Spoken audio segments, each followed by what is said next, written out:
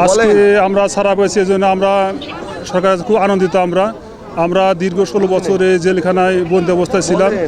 আমরা প্রথম ধন্যবাদ জানাই যে 5ই আগস্ট ছাত্র জনতার গণ উদ্বোধনের মাধ্যমে এই ফ্যাসিস্ট সরকার এই দেশ থেকে পলাইছে। এই জন্য সেই ছাত্র জনতাকে ধন্যবাদ জানাই আরও সেই শহীদ বীর আবু সাইদকে।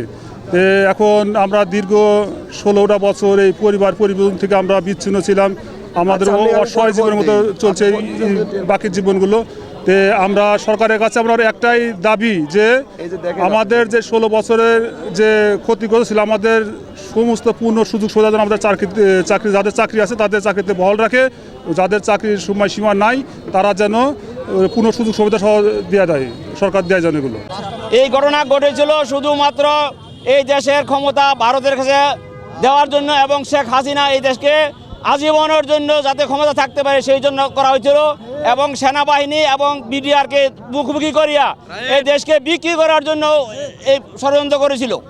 বিশেষ করে শুভেচ্ছা জানাই 36শে জুলাই যে ফ্যাসিস্ট হাসিনা সরকারের প্রদর্শনের মাধ্যমে যে আমাদের যে তাদের প্রাণগুলো চলে গেছে তাদের বিনিময়ে একটা কথাই বলবো, শুধু এই 16 বছর ধরে ফ্যাসিস্ট হাসিনা সরকারের আমরা নির্যাতনের শিকার 16 বছর জেলে বহুত কষ্টের মধ্যে দিন অতিবাহিত করছি।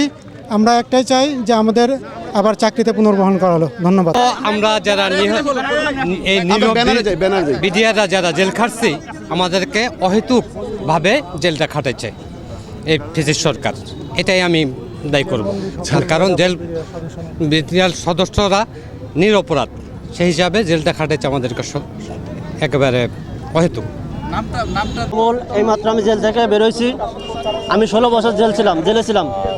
আমি সকল প্রকার সুযোগ প্রশংসা করছি আল্লাহর কাছে এবং জুলাই আগস্টের শহীদের ছাত্রদের স্মরণ করছি। আমি এই ঘটনার যারা প্রকৃত নায়ক তাদের সঠিক বিচার, সঠিক তদন্তের মাধ্যমে কঠিন শাস্তির দাবি করি। সে যেই হোক, বাংলাদেশের যেই হোক, তার শাস্তির দাবি আমি করি। এবার